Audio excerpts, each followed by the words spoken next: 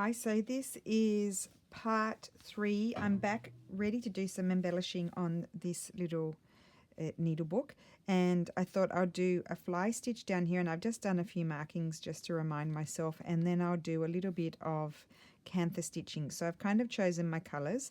I'm keeping it fairly plain because that's just the colors of this needle book, and then I'll show you, but I won't do it all on video, but I'll show you what I wanted to do with the other one. And here I think I might use, I'm just using DMC threads. They're like my go-to. I have a lot of other types of threads, but for this video I'll just use the DMC. It's easier. And I'm going to use 3 strands, I think. It's a nice thickness. Now I am not an expert embroiderer, so I'll try and explain it as best I can, but you may need to watch a video or something on YouTube. There's some really great expert embroiderers out there. So just again, do the same knotting as before. So holding your tail down your needle and then wrapping maybe 3 times, not too tight, and then slide it to the end, and then you get your knot. Okay, so for this stitch I'm going to start up here, and all you do is hold your thread down with your opposite hand, come over here to the left. I've gone first, you can go to the right, doesn't matter, and you catch it. And then to do the next one on the opposite side, hold your thread again, but hold it to the, so if I'm going to have my little sprig coming up on the right hand side, I'm holding my thread to the left hand side and I'm going over here, and then I'm just going to catch it down the center there. So again, I'm holding it over to the right, and then I'm going to come up in the center there, hopefully you can see it, and then just capture. It's like a loop. There's a little bit of thread there from the fabric. Okay, then here I'm holding it to the left,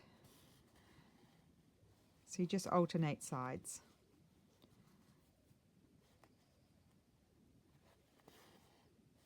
And I'm not doing them evenly, they're all different.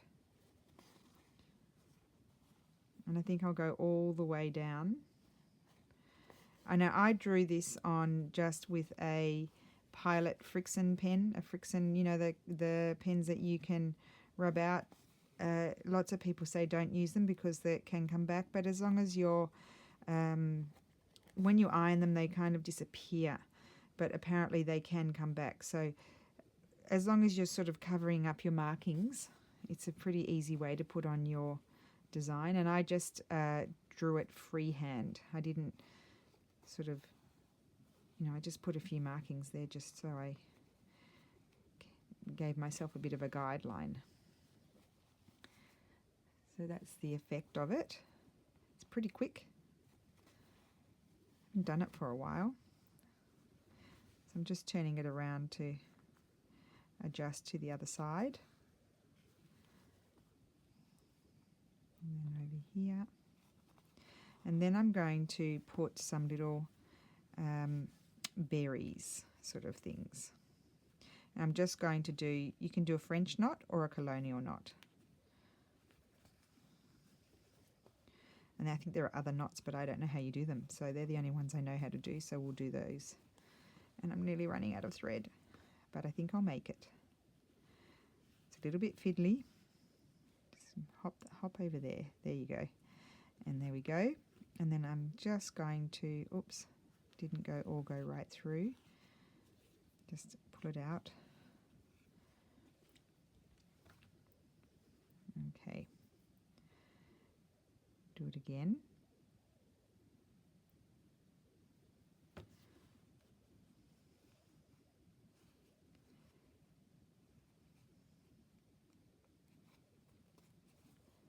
Okay. I'll show you in a second close up, just to end that off. Okay,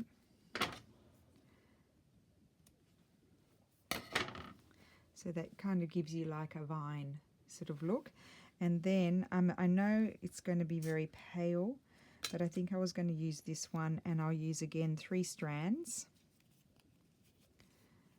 I looked at some pinks and things, but I didn't really like the look of them, so I want to keep it this one pale.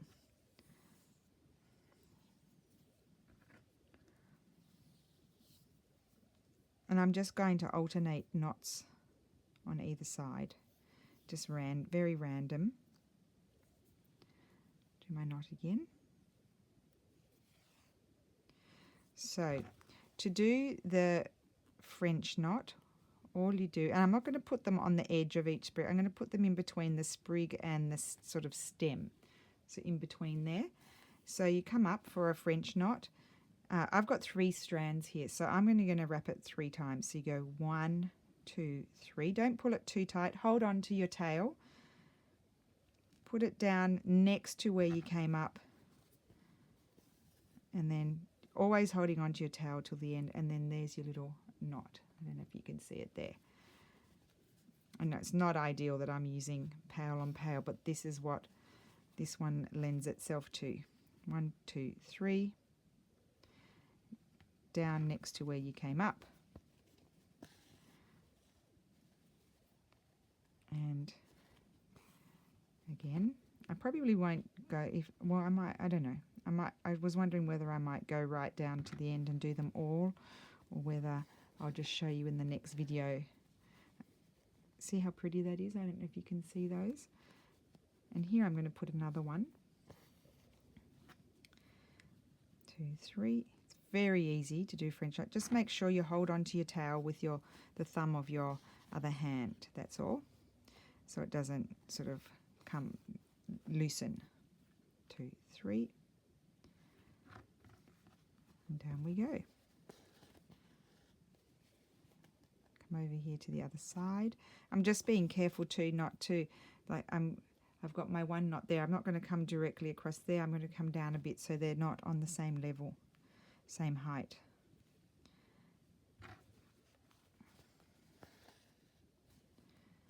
And then down here. 1, 2, 3. So it's very pretty to work tone on tone.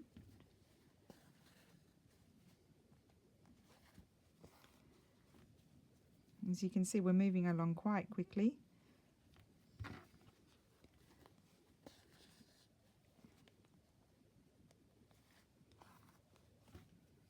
One, 2, 3. Coming down next to where I came up. I feel like maybe I'm going too fast. I might just do one slowly for you. So I've come up. I'm holding my needle in one hand, with my other hand 1, 2, 3. I'm going down next to where I came up, not down through the same hole, and pulling it through. 1, 2, 3.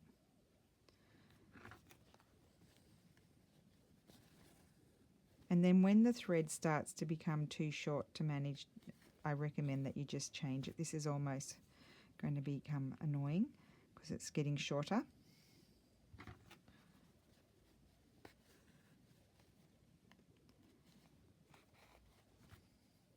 So I won't finish this off.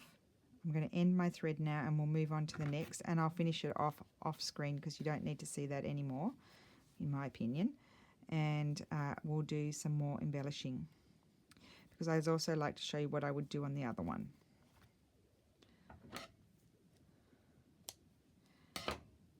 Okay, so here we go. So I'll finish that off after. I've got my thread there. I'll just keep that out so I don't forget. And I was going to take this thread here, and I'm going to do some, I might do some stitching around this just to highlight it a little bit. And then I'm going to do a little bit of cantha stitching or running stitch. So we'll just thread this. I've got 2 strands here. So here you could do, oops, Here you could do all running stitch around it, you could do blanket stitch. I'm just going to actually just whip stitch around it.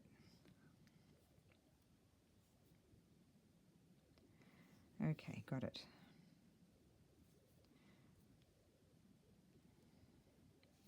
Am I not? Okay, here we go. So I'm just going to start at one end, and I'm just going over the edge, kind of like when we were stitching our pieces down, but closer together. And I'll tell you another trick to save thread. So I'm going down at the top here, and most people would come back up at the bottom there. I don't do that. I come up next to it, just slightly forward next to it, and you save so much thread. Like this thread will go a really long way. So you can see on the back. I'll do a bit more and then you'll be able to see better. And it just really is a great way of doing it. And for the most part, you have to do the stabbing method here because you've got quite a few layers you're going through. And the stamped piece of fabric is hemp, and it's quite a thick hemp. So it's easier just to stab it up and down. And I won't go all the way around this on screen either. I'll show you in the beginning of the next video what I did, just because it takes a bit of time. I'll just do it until I've finished off my thread so you get the gist.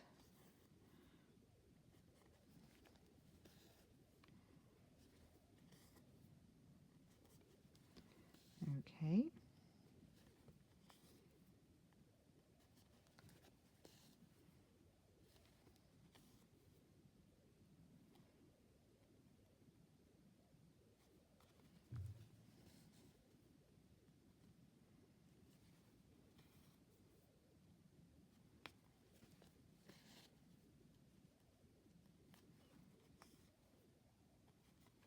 Oh, I've gone a bit quiet. Just concentrating.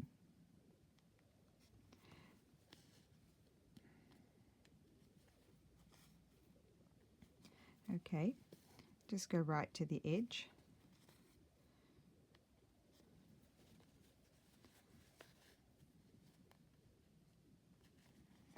And then come around the corner and go down the other side.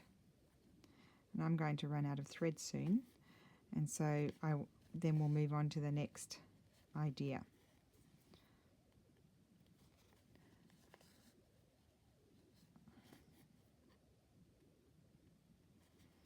Love the way this is looking. And just so you know, this is not like I haven't pre-planned anything. I'm just sort of going with the flow, and you're seeing me do it real time, as I would think about it if I were not videoing. I've just literally just turned the camera on, and so you're seeing like my thought process as to how I do it. So coming up next to where you went down, that's the effect that it creates on the back. So rather than going down up here, you're just going next each time, next to where you came up. So we'll just end that off, and I'll finish that off after.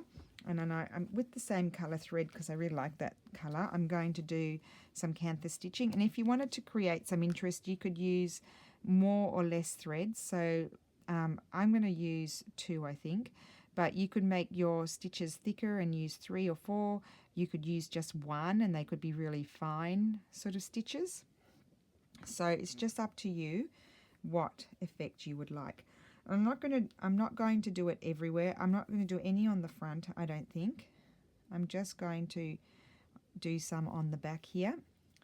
And I am thinking I'm going to start up here. And cantha stitching is basically just a running stitch. So just coming forward in rows. And I always find that here it's a bit thick, so I'll have to stab instead of running forward. But I do find sometimes I don't like what I'm doing, but then when you get many rows together, it starts to look good. So just persevere. Don't give up.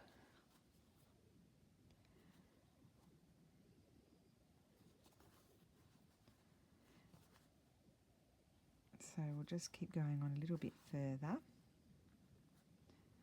And each row is not going to be, they're not going to be the same length, and they're going to start at different points. I'll show you what I mean. Just go beyond here a little bit.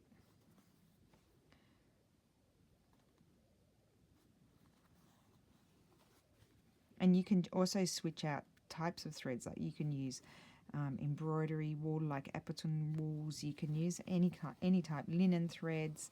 So I'm going to start to come back now, and instead of, like, I'm not going to start directly in line with my last stitch. I'm going to come over here a little bit further, and I'm just going to go back the way I came, and I try to go as straight as I can, but it doesn't really matter.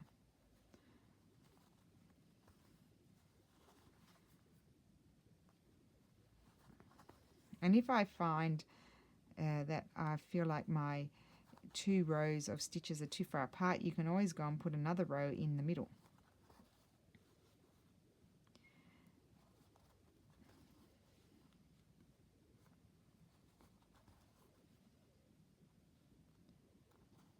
Okay, and I'm going to end that one off there. No, I'm going to keep on going, I feel like. You just do what you feel.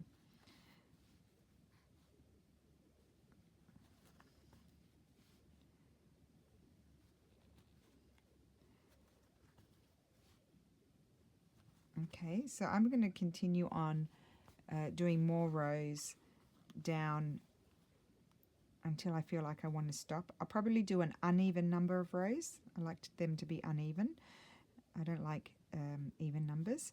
And I'll show you in my next video what I did. I don't want you to sit there and watch me do running stitch the whole time.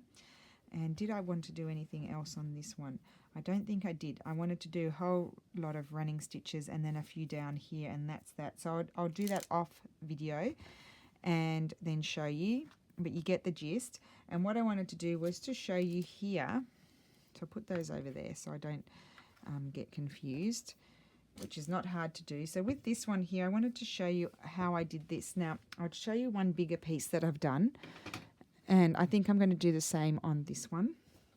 So this has been done the exact same method and as this one, and I've just done the couching stitch in all different colours, and it's really cool. I really like that.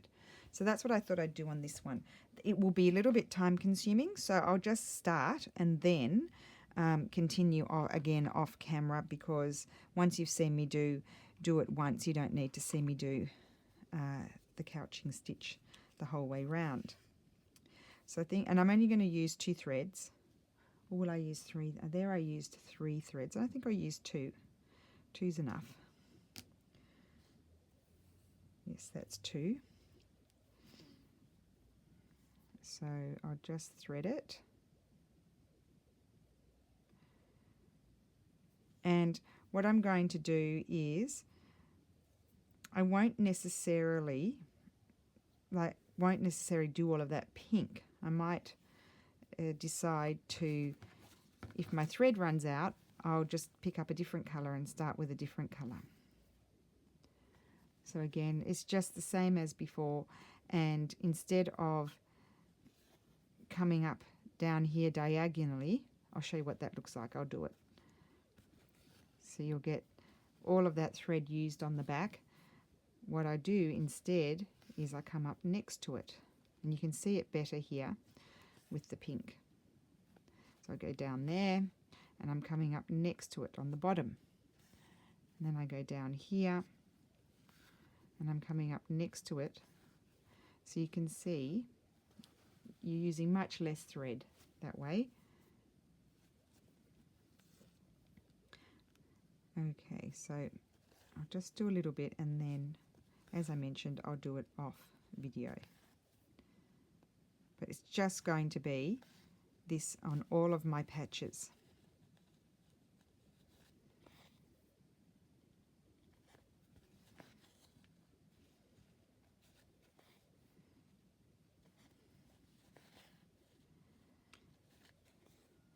So I was pretty excited to share these needlebooks with you, because I had such a good response from the ladies that did them when I did the course with them. And as I mentioned in my previous video, some of them are really expert sewers and embroiderers, and they just really enjoyed the freedom that this kind of project gives you, and it's really quite fast, especially something small like a needlebook. And you can do your stitches as close together or as far apart as you like. It's up to you. You could also do blanket stitch around if you want to, but I kind of prefer this random kind of messy stitching. It's kind of in keeping with the type of sewing and look that we're getting from the raw edged fabrics. So if I were to change colour now, I wouldn't do it. I don't like anything to be too even, so I wouldn't go halfway and then do another half a different colour. I would go to there and then I would change colour. I like it to be uneven. I guess that's part of also not having, like having odd numbers.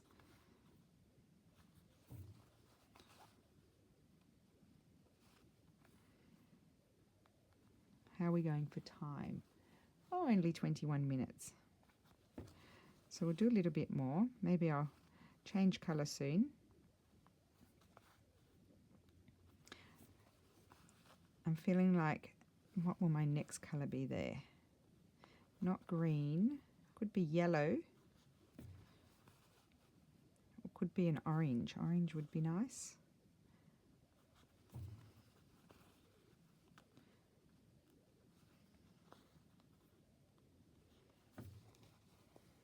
Okay, I think I'm going to change colour in a second. I'll do 2 more stitches and then I'm changing colour. And you know what? Changing colour makes it more interesting. It's less boring because it's very repetitive. And then you just keep on going because you can't wait to see the overall effect. So also, if you do this project, I would love to see how they turn out. So if you have Instagram, you could tag me #RoxyCreations, and then I'll be able to see what you did, or you could email me a photograph. I would just I love to see what other people do. So I'm just going to grab a bit of orange here. And yeah, I'd love to see how you embellish them and what ideas you come up with and that sort of thing. But I think if you enjoy sewing, I think you will enjoy this project.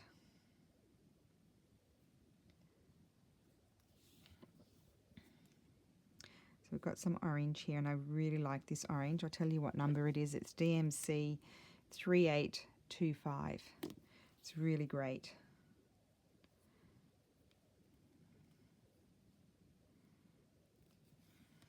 It's a really nice orange. Okay, it's kind of like a, I guess I could call it a tangerine sort of colour. Okay, so I'm going to put this somewhere else, I think, this orange, because I really like it. So yeah, if you've got a long piece of thread and you've come to the end of your rectangle or square that you're stitching around, you can then maybe go and decide somewhere else where you'd like to use that colour while it's still threaded in your needle, so you don't waste time unthreading something that you might have to use again. I don't know if I explained that clearly, but yeah. If you feel like this colour is going to go somewhere else, do it while it's in your needle. That's all I'm trying to say. It's more time effective.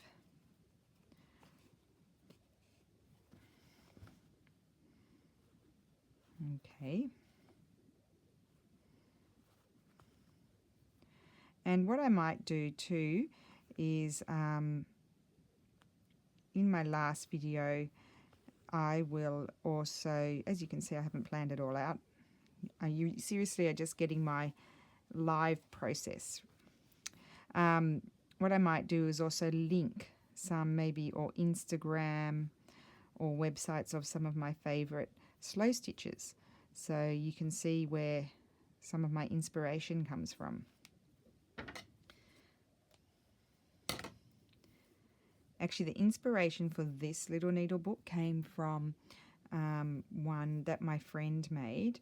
She actually does ceramics and she does a little bit of sewing, but she doesn't do much hand sewing. I'm just trying to think, where would I like to, I think I'll put the orange over here. She doesn't do much hand sewing. She had made these teeny tiny little needle books, and she machine stitched them, like done some crazy machine stitching all over them. And then she had she makes these beautiful ceramic little buttons, and she'd put a ceramic button on. That's kind of what inspired me. And when I had to design the project, I needed something that didn't take too long, and so I thought I wanted to do the slow stitching, but I had to think of it, what could we make it into that you could realize in, without a sewing machine and in not too long a time. So this is what I came up with, and it's useful, and it would be a lovely gift for someone who sews because it's different. Okay, so there we go, we've done that one. And I think I will go along the lace as well, but I'm not going to go with this colour. I'm going to change colour now. I think I've done enough orange. So we'll do one more colour, and I'm thinking I'd like to see like an aqua sort of blue there, and maybe this one. No, that's too green, that one. That one would be nice over there. Maybe I'll do that over there. So this is actually 3 threads, so I'm just going to remove one because I had used this in the other project that I showed you.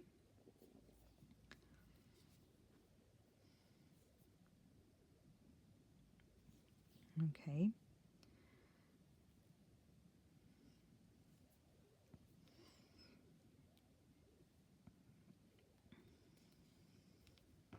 Okay, so I think I'll start it here. As I said, I won't start halfway, I'll start a bit further up.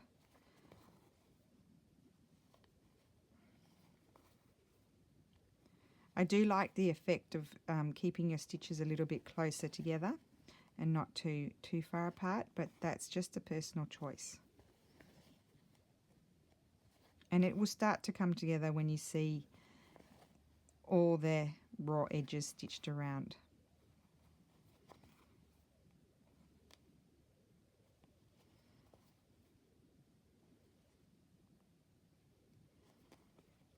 Okay.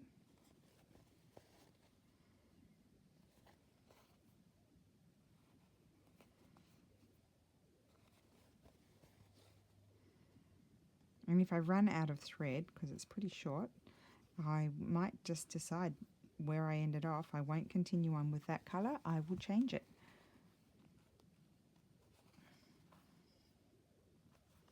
I'll do a little bit around here.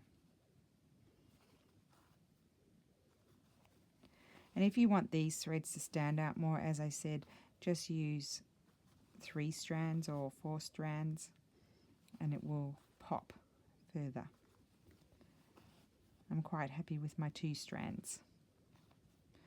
So one more stitch and then I'll end that off, and then there'll be another colour there. But I think I'll end this video. I'll do this off screen because it will become too repetitive otherwise. And then I'll show you in the next video what I did. And then we're ready to start finishing off our needlebook.